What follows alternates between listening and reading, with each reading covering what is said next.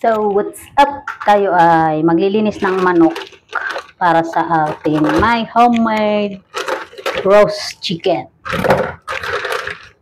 Ayan, so ito ay 3 yellow chicken. So, this is it.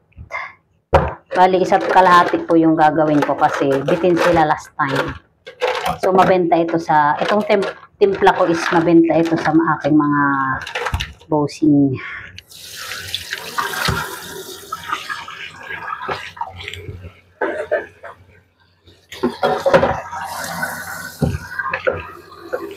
Okay.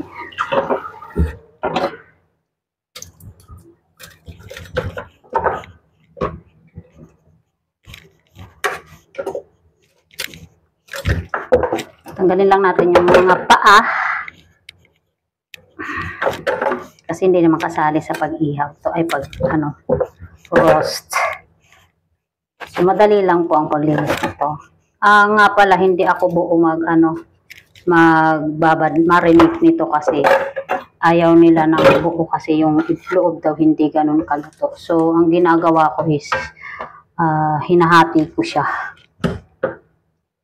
into 4 ang bawat. So, linisin lang natin.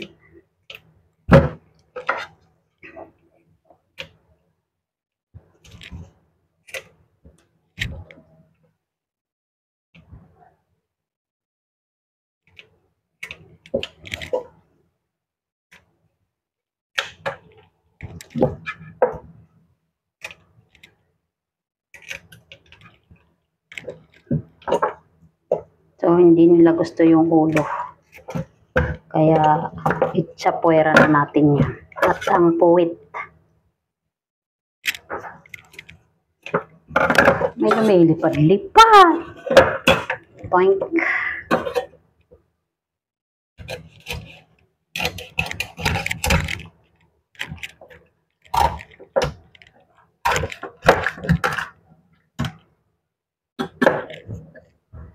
Parang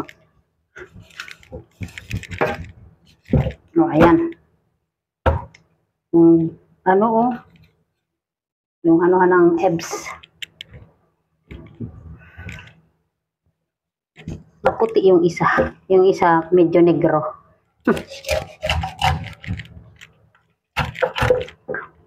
So, ang kalahati po ay itatabi ko.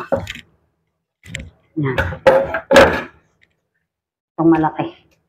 Yung may isang liig. Yan, into 4. Tapos ito ay hahatiin ko pa sa 2. So, ganito.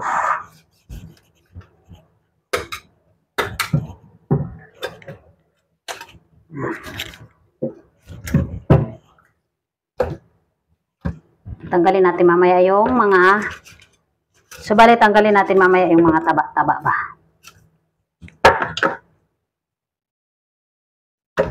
Ayan, so atin ang tatanggalan ng mga ito. Kasi ayaw din nila niyan. Tapos bawasan dito mga taba-taba.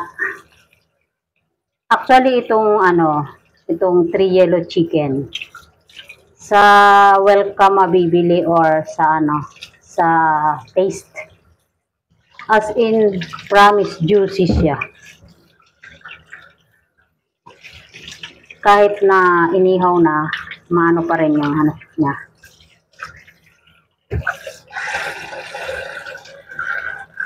So, sa Taste, ang bilis nito maubos. Mas malaki kasi doon.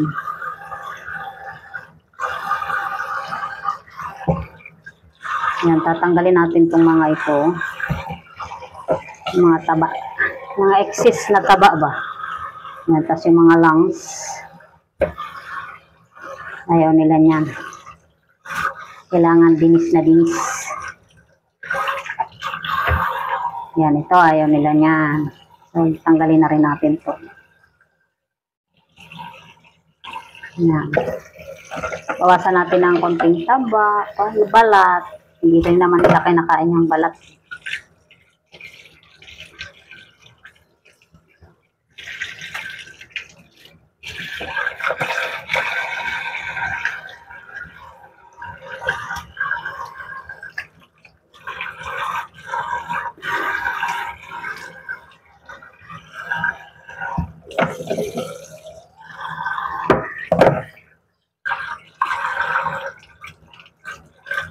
Yan. So, malinis na. Ay, lumilipad-lipad talaga. Yan, mabilis lang naman linisin to.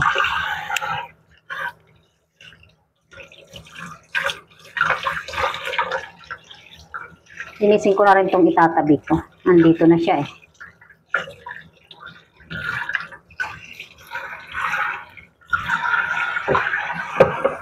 So, hindi ko alam kung ano ang luto nito next time. Basta itatabi ko lang siya. So, eto na. Balik ulit natin. Kasi aking lalamasin ng asin.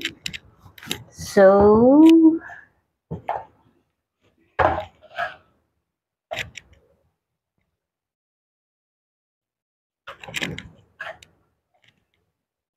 yan. Para tanggal ang saba. Ganun lang naman. Minsan pag tinamad hindi ginagawa. Ang dumi. Dumi ng ano ko. Don't worry. Okay. Hugasan na natin. Hugasang maigi.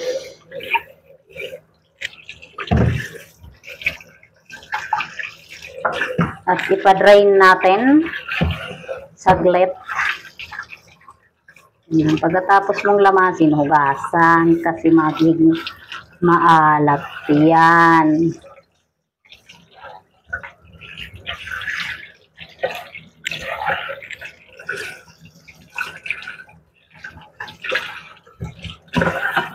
So, tanggalin na natin ang ating mga palat. Panang manok, tinatabi ko yan. So, next step tayo guys. Nakikita nyo si paring manok. Atin pong tutusok-tusokin ng ayan. Atin pong tutusok-tusokin ng tinidor para pag ibinabad siya is habang minamarinate sumuot yung lasa niya. Ayan. Ganyan lang naman. Okay.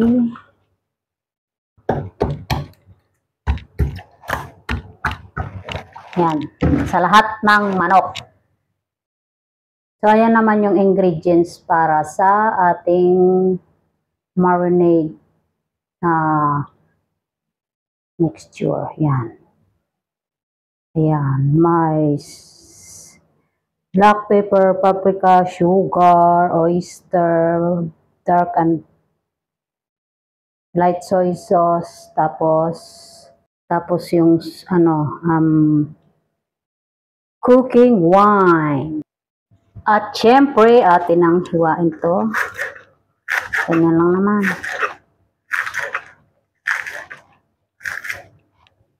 Yan, set aside natin. Lagay lang natin dito. At isang bowl. Yan, isang bowl. So, itong tatlo lang naman ang sinusukat ko. So, ito ay light soy sauce. Medyo tantiameter lang naman actually. Yan. Then, the wine. The cooking wine. Kailang marami, mag-evaporate naman yun. At saka yung dark. Para may kulay-kulay ba? Huwag masyado. Ayan. So, nanimot na ako ng ng oyster sauce. Okay na yan. Tapos, black pepper, syempre. Bahala na kayo gaano kadami. Okay lang yan. Masarap yan.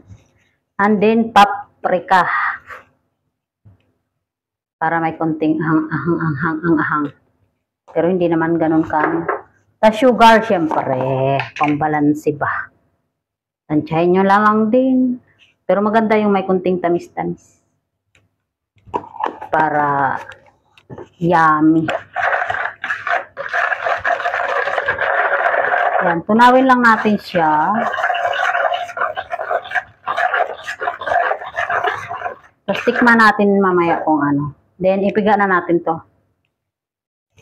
Yan na yan. Yan. Malinis kamay ko, ah. Away. Wait. Yan. Halo-halo lang lahat yan.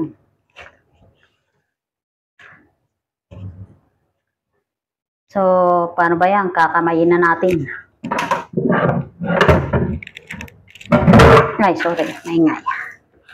Yan. Halo-halo lang. Halo-halo lang. Pag sa tingin nyo okay na, ayun. So, tikman na natin. So, sa tingin ko okay naman na nag-mix na yung tamis, alat-alat at asukal. Ngayon, atin naman dito mamasa ang mga manok. Yan. So, i-overnight, i-chill ko to ng overnight. So, overnight array sa amin. Laging overnight. Minsan naman lang. Depende, pwedeng 2 to 3 hours. Pero, the best, promise. Mas masarap kapag overnight. Kaya dapat hindi nyo masyadong aalatan kasi pag overnight, didikit lahat ng yung lasa niya.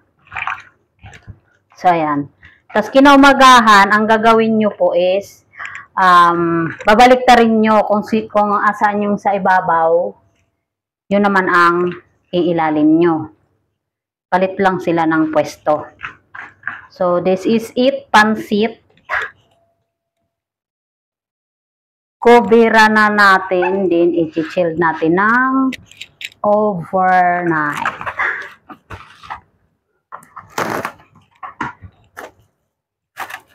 Yan, cover is the key. This is it, pansit. Ayan. Yan na, preheated yan na. Lagay natin 1 hour.